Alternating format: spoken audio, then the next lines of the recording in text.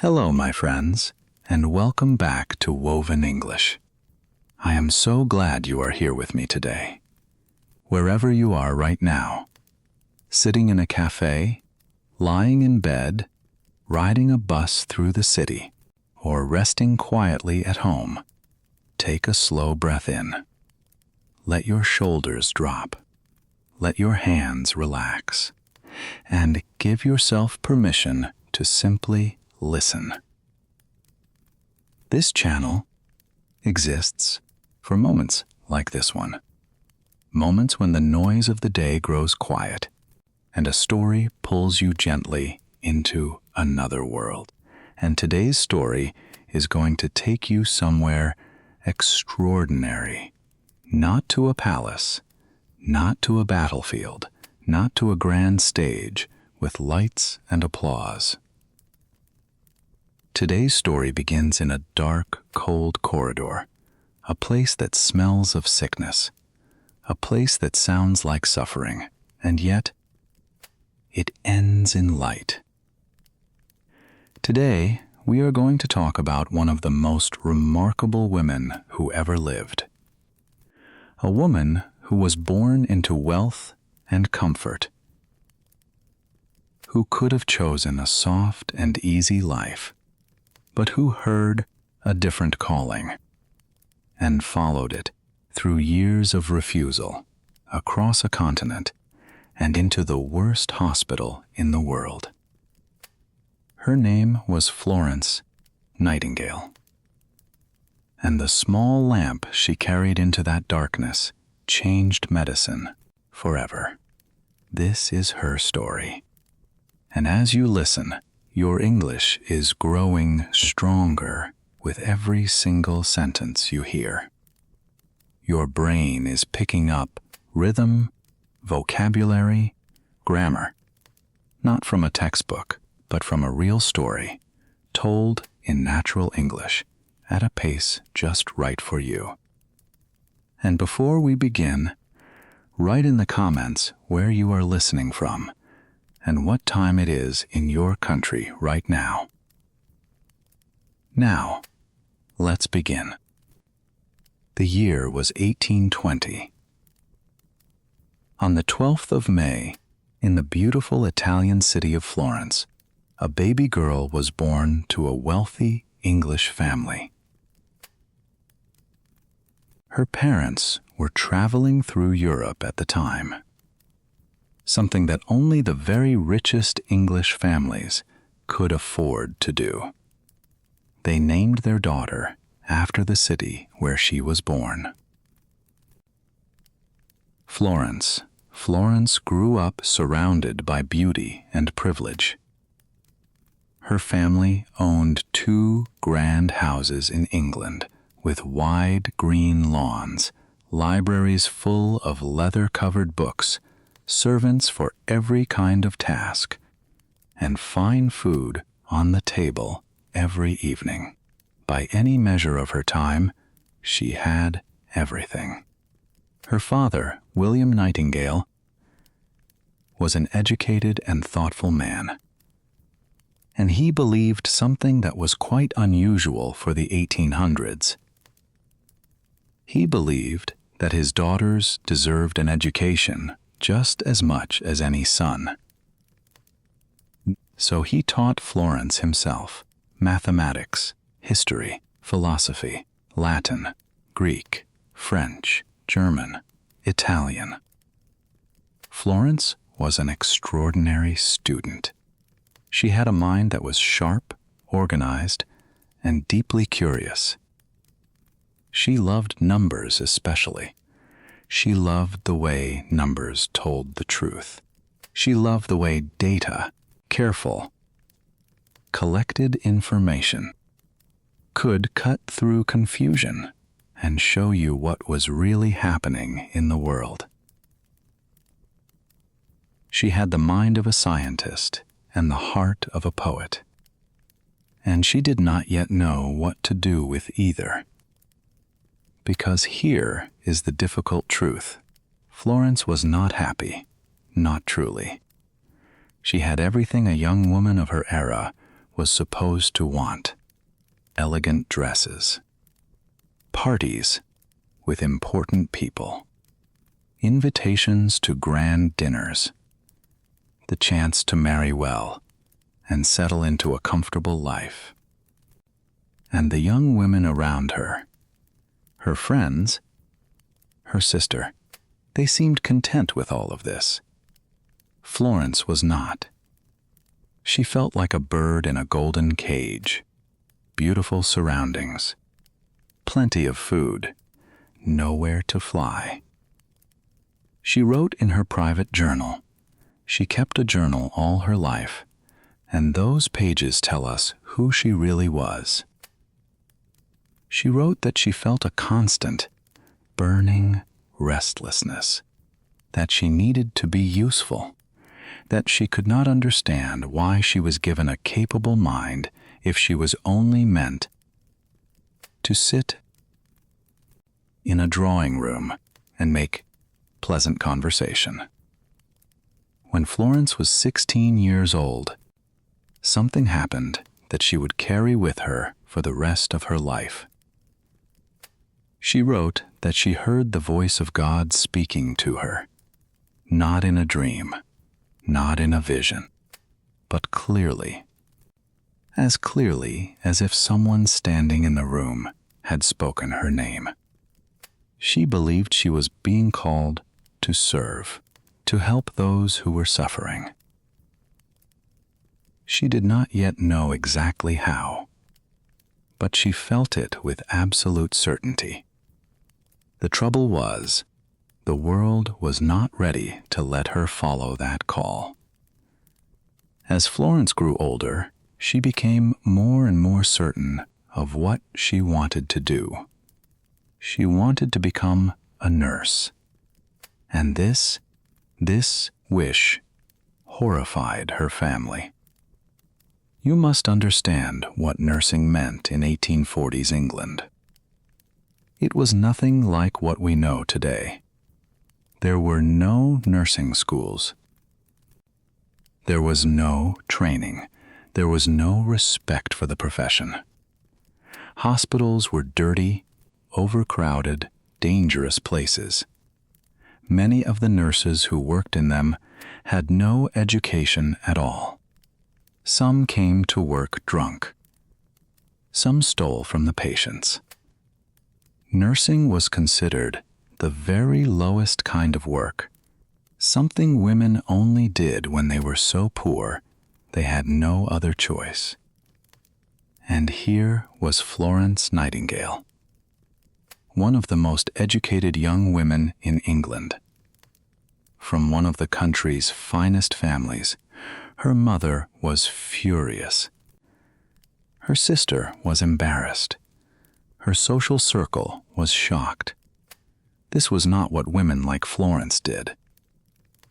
Women like Florence married well. They ran beautiful homes. They raised children. They hosted dinner parties. That was the life they were meant for. That was all they were allowed to want. But Florence refused. Year after year, she refused to give up, and year after year, her family refused to let her go. She was told no, and then no again, and then no again. She was not allowed to visit hospitals.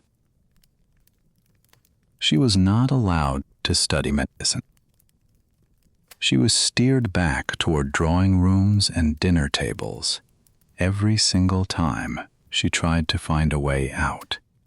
A man named Richard Monckton Milnes, a kind, thoughtful, intelligent man who truly loved her, asked Florence to marry him. She thought about it for a long time.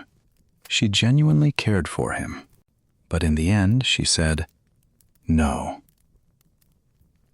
She wrote in her journal that she had a nature that demanded action, that a comfortable married life, no matter how loving, would slowly destroy her.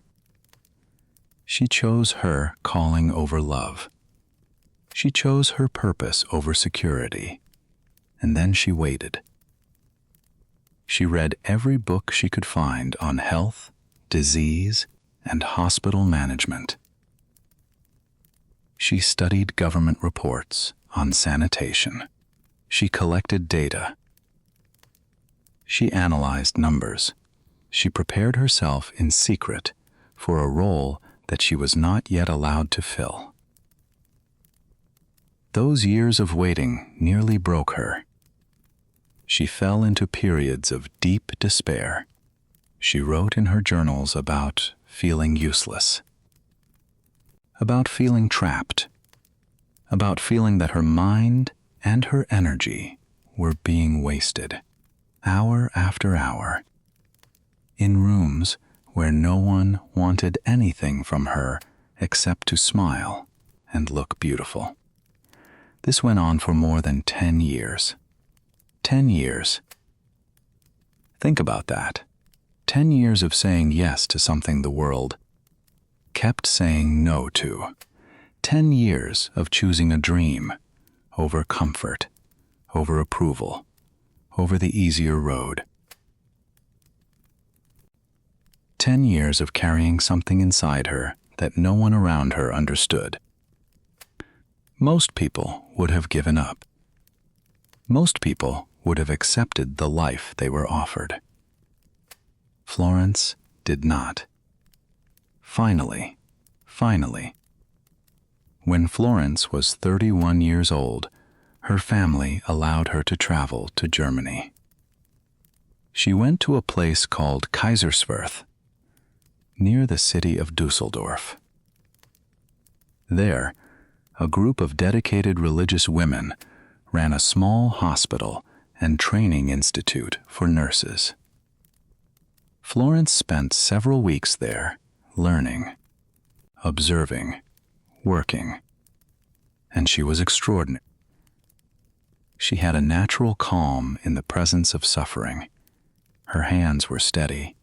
Her mind was focused. She remembered everything. She noticed everything: the temperature of a room, the color of a wound, the sound of a patient's breathing.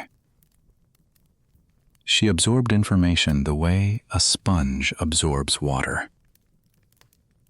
She had been preparing for this moment for a decade, and now that it had arrived, she was ready. In 1853, she returned to London and took charge of a small private hospital for women on Harley Street. And immediately, she transformed it. She redesigned the way supplies were ordered. She reorganized the kitchen so that patients received proper, nourishing food. She improved cleanliness throughout the building. She trained the staff with patience and precision. She introduced a system for keeping detailed written records of every patient, their condition, their treatment, their progress. The hospital became a model of efficiency and care. Florence was 33 years old, and she had only just begun. In 1854, a war changed everything. Britain, France, and Turkey went to war against Russia. Historians call this the Crimean War. British soldiers were sent thousands of miles from home to fight on the coast of the Black Sea, in a region that is today part of Ukraine and Turkey. And they were dying, not only from enemy fire. They were dying in the hospitals. Terrible reports began arriving in England, written by journalists, by ordinary soldiers, by military observers, describing conditions in the military hospital at Scutari, near the city of Istanbul. The reports were shocking. Soldiers lay on bare floors with no blankets, no clean bandages, no adequate food. The water was dirty. The air was foul. The sewers beneath the building were blocked and overflowing. Disease moved through the wards like a fire. Cholera, typhus, dysentery, consuming men who had survived the battlefield, only to be destroyed by the very place that was supposed to heal them.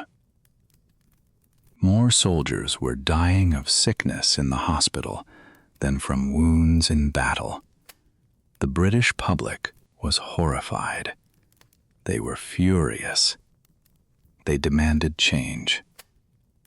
And Sidney Herbert, a government minister and a close personal friend of Florence Nightingale, knew exactly who to call.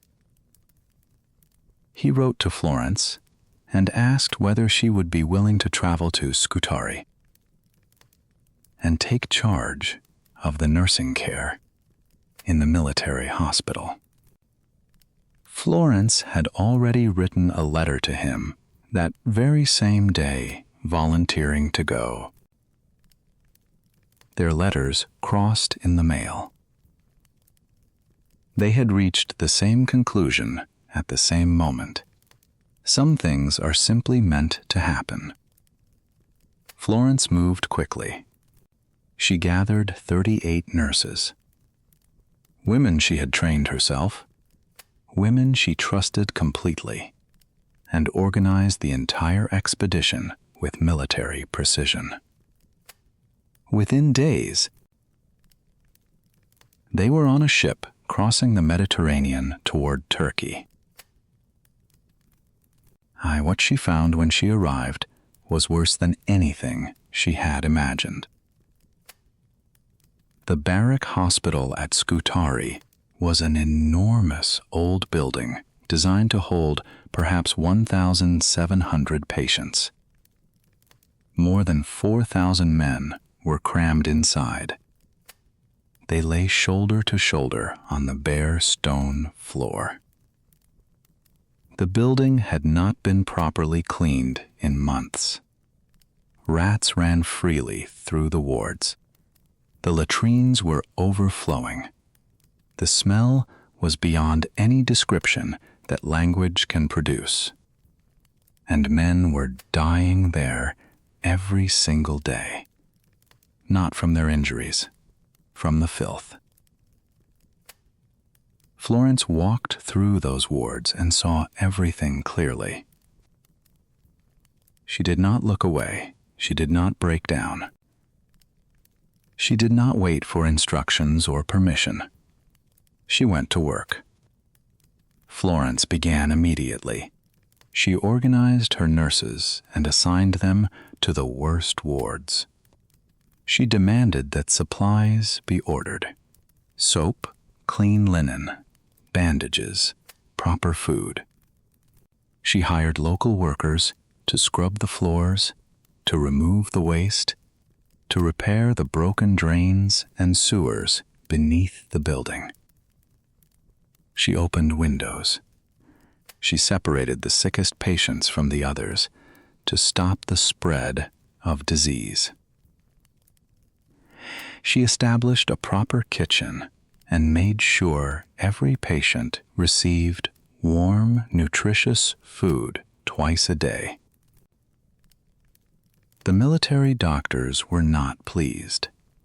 They resisted her at every step. They told her that nurses had no place in a military hospital. They accused her of interfering. They blocked her requests. They questioned her authority. They made her work as difficult as they possibly could. Florence did not argue. She did not lose her temper. She did not go away. She worked around the obstacles, under them, through them. She used her own money, and money donated by the British public, to buy supplies when the official channels refused to provide them. She kept meticulous records of everything that was happening, everything that was being requested, everything that was being denied. And slowly, steadily, the hospital began to change. The floors were clean. The air was fresher. The food was better. The men had proper beds and clean clothing. There was order where there had been chaos. There was care where there had been neglect, and the death rate began to fall. When Florence arrived at Scutari, roughly 42 out of every 100 patients admitted to that hospital died. Within months of her arrival, that number had dropped to 2 out of every 100. 42 became 2, because one woman decided to clean a building. Because one woman refused to accept that suffering and death were simply the way things were. Every night, when the doctors had gone to their quarters and the wards had grown dark and quiet, Florence walked. She carried a small oil lamp, the kind that burns with a low, warm, steady flame, and she moved through the long corridors, stopping beside every patient. She checked bandages, she held hands, she asked quiet questions.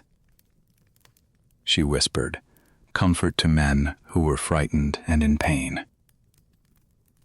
She wrote letters home for soldiers who could not write themselves. She sat with men who were dying so that they would not have to die alone. The soldiers adored her. They called her the lady with the lamp. It is said that some of them kissed her shadow on the wall as she passed, that they lay in the dark and watched the soft glow of her lamp moving toward them, and felt, for the first time in weeks, that someone cared whether they lived or died. A famous American poet, Henry Wadsworth Longfellow, wrote a poem about her. He described the soldiers lying in the dark, and then a lady with a lamp, passing through the glimmering gloom, moving from room to room. That image, the woman, the lamp, the darkness, the light, became one of the most enduring images of the entire 19th century. When the Crimean War ended in 1856 and Florence returned to England, she was the most famous woman in the country. The public wanted to celebrate her. They wanted parades, they wanted banquets, they wanted speeches and medals and portraits. Florence was not interested in any of that. She was interested in something far more powerful. She wanted to make sure, absolutely, permanently sure, that what had happened at Scutari could never happen again. That no soldier, no patient, no human being would ever die in a hospital simply because the floors were dirty and the water was bad. And here is where Florence Nightingale's story becomes something extraordinary that many people do not know. Remember that Florence had always loved mathematics. Remember that she had always been fascinated by data, by the power of numbers to reveal the truth. During her entire time at Scutari, even in the midst of everything, she had been collecting information. Every death, every cause of death, every disease, every change she made, every result that followed. She had built an enormous, careful, detailed record of everything that had happened in that hospital. Back in England, she used that record to tell a story, but she did not tell it in words alone. She created diagrams. Visual charts, colorful, clear, and brilliant in their design.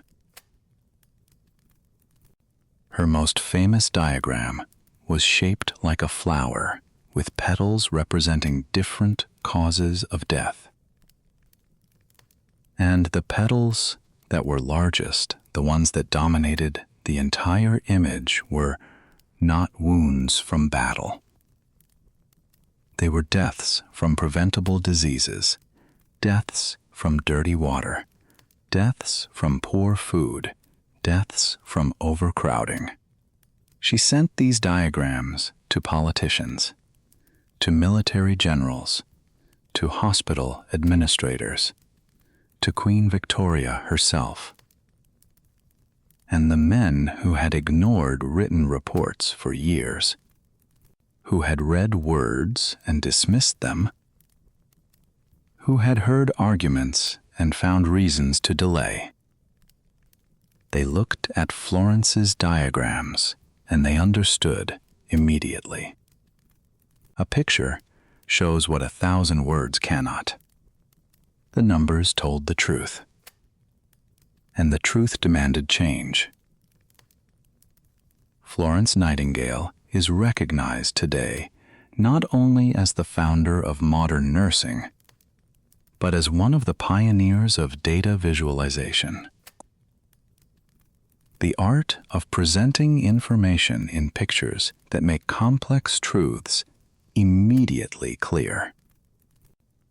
She used mathematics as a weapon, and she used it to save future lives by the tens of thousands. The government listened. Military hospitals were reformed. Sanitation was improved. Standards of care were transformed across the entire British Empire. The lady with the lamp had changed the world, not only with soap and bandages, but with a pen and a graph. In 1860, Florence founded the Nightingale Training School for nurses at St. Thomas's Hospital in London. It was the first professional nursing school in the world. For the first time in history, nursing was taught as a skilled, serious, and respected profession. Young women came from across England and then from across the entire world to study there. They learned cleanliness and patient care. They learned nutrition and hospital management. They learned how to observe patients with scientific attention and record what they found with precision and detail. And then they went out into the world. They built hospitals. They trained new nurses. They carried Florence's ideas into cities and towns and countries she would never visit. Her influence spread like light, spreading across a dark room, slow at first, then everywhere at once. Florence also wrote a book, Notes on Nursing: What It Is and What It Is Not. Published in 1859, it became a standard guide for hospitals around the world. It was translated into many languages. It was read by doctors, nurses, and ordinary people who simply wanted to take better care of the sick members of their families. In it, Florence wrote, "The very first requirement in a hospital is that it should do the sick no harm. Simple, quiet, revolutionary." Florence's own health had been seriously damaged during her years at Scutari, She contracted a disease. Most historians believe it was brucellosis that left her chronically ill. For much of the second half of her life, she worked from her bed. She could not stand for long. She could not travel easily. But she never stopped. She wrote thousands of letters to politicians, to doctors, to nurses, to government ministers around the world. She advised on the design of new hospitals. She pushed for better care for the poor. She campaigned for sanitation reform in India, where British soldiers were still dying of preventable diseases. She worked until her eyes would no longer focus on the page. Florence Nightingale died on the 13th of August, 1910. She was 90 years old. Today, the 12th of May, the day Florence was born, is International Nurses' Day. Every year, all around the world, nurses are honored on her birthday. Her name has become a symbol of compassion, of courage, of scientific rigor, and of the belief that suffering is not something we simply accept. It is something we work to change. And so, my friend, the story of the lady with the lamp comes gently to its end. Florence Nightingale was born into a world that told her exactly what she was allowed to want, exactly what she was allowed to do, and exactly how far she was allowed to go. And she looked at all of that, the comfort, the approval, the easy road. And she chose something harder and truer instead. She waited 10 years for a door to open. She walked through the darkest hospital in the world without flinching. She knelt beside dying men, not because anyone told her to, but because her heart left her no choice. And then, when the crisis was over, she did not rest. She did not celebrate. She sat down with her numbers and her diagrams, and she found a way to make sure the darkness could never return. She carried her light forward every single day. And I want you to think about that for a moment, about your own light. Because learning a language is sometimes like walking through a long, dark corridor. Some days the words feel far away. Some days the grammar feels impossible. Some evenings you listen to English and you think, I understand so little. Am I even making progress? You are. You are here. You are listening. You understood this story, a long, complex, beautiful story, in a language that is not your first. Your lamp is burning. It may feel small tonight, but it is real, and it is growing. Florence Nightingale did not need an army to change the world. She did not need a palace or a throne or a title. She needed only a small lamp, a steady heart, and the courage to keep walking forward into the dark. So do you. Keep carrying your light, my friend. Keep listening. Keep learning. One word at a time. One story at a time. One quiet evening at a time. You are building something that lasts. Florence had a choice, and she chose the harder, truer road again and again for her entire life. Now I want to ask you something personal. Florence spent 10 long years being told no by her family, by society, by a world that had already decided what her life should look like. And yet she held on to her calling every single day of those 10 years. Have you ever held on to something? A dream, a goal, a version of yourself? Even when everyone around you said it was impossible. Or maybe. What is your lamp right now? The small, steady light you are carrying through your own difficult time? Write your answer in the comments below. I read every single one. And if Florence's story stayed with you today, if it gave you even a small feeling of warmth or courage, a like on this video means a great deal.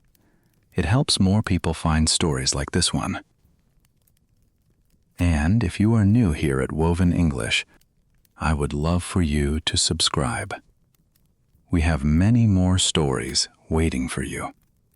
Stories of remarkable people, told in gentle, natural English, at a pace that is just right for you. Until next time, my friend, take good care of yourself. Keep your light burning, and I will be right here, waiting with the next story. Whenever you are ready, this is Woven English. And I am so glad you were here today.